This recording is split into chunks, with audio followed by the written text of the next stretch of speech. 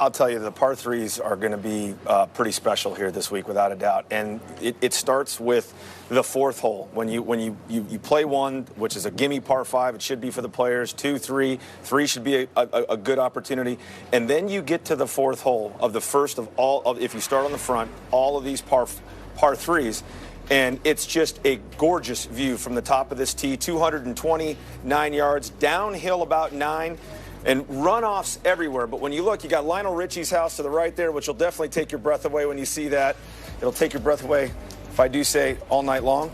So stick to the golf. Oh, I know. I'm sorry.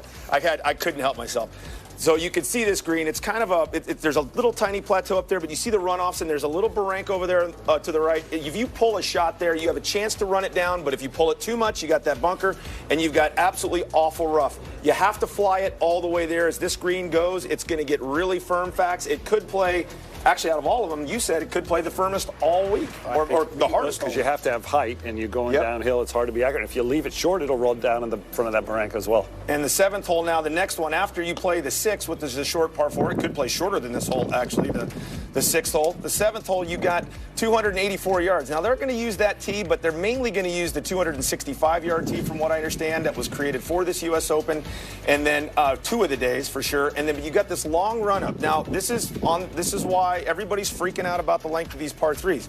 Look at how much grass you have to work with, and you can run it up onto a lot of these long par 3s, and the 7th is no different here. It's not going to play like 284 yards. Promise you, it's not. It's going to play long. It's going to play tough. But it's not going to play the way you think it's going to play. You can run it up. You can hit it 240 yards and run it up there if you want to. Brilliantly designed. Avoid the bunker on the right. When the flag's on the right, the grass on the left, the hill on the left is absolute dead. It is 4-inch rough and brutal to get it up and down. I saw Sanjay and Billy Horschel play there yesterday. Both hit driver. Will we see a driver hit in the U.S. Open on a par 3? We won't see it on the 9th, I don't think, Fax. At least I hope not. Not unless Mr. Haverkamp's playing this week.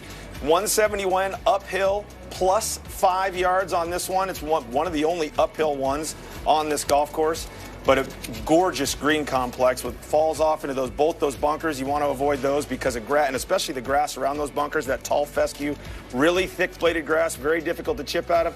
I'll tell you, you get above the hole on this hole, and you've got a lot of problems. You're going to see quite a few 3-putts on this hole, I think, if you get above this hole. Greens are going to be dastardly quick. I love 4. You got to be accurate off the tee there by distance. And this one, you got to be accurate by direction. This is the narrowest and then the deepest green on the golf course. And watch these players hitting mid-irons, and here it'll be really challenging.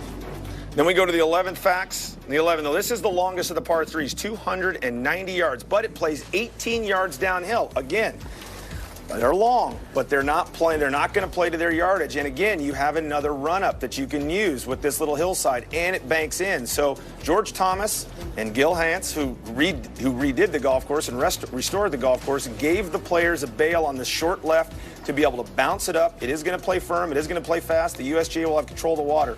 Problems arise. Obviously, short side right. You don't want to be down that hill. Short side left. You don't want to be down the hill left.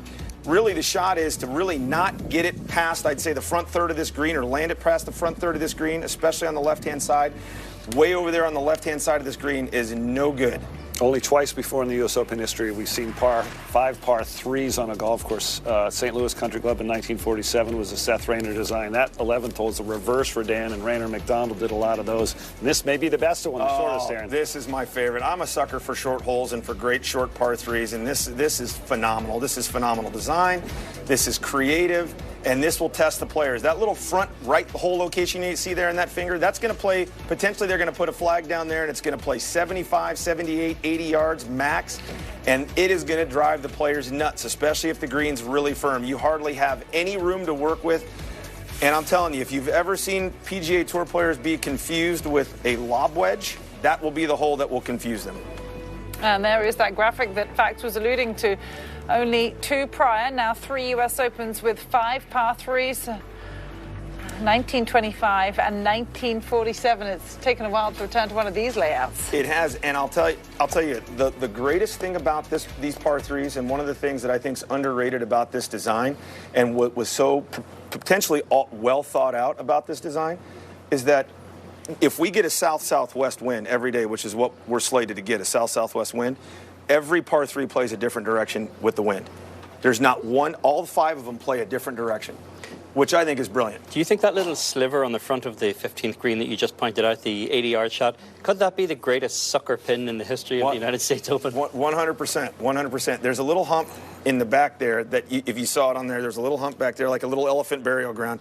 And that's, if you're smart, that's where you're aiming for, and you're bringing it back off that hump. But you try to tell the best players in the world that they're not going directly at a flag from 80 yards. Exactly. Right. Jeff Shackelford was very involved in the renovation here, the restoration. He says this is the best set of par threes on any golf course in any course in the country. You could make an argument, Winged Foot or Cypress Point, Pebble Beach. I'll make an argument for Pasatiempo. Okay, he's another Alistair McKenzie, but Thomas, to make 5 holes go in 5 different directions, 5 par threes. Yeah. Spectacular. Yep. I love what you said there. I got to give him props for the Lionel Richie lyrics. Thank you. All night long. I was going for dancing on the ceiling in those houses, but maybe he wins with it, but I like it. There's a few... I suppose spotlight shot on some of the properties around this golf course. There's a few others to keep an eye on. They might get to that hole and go, hello. Oh, here we go. Oh, dear God.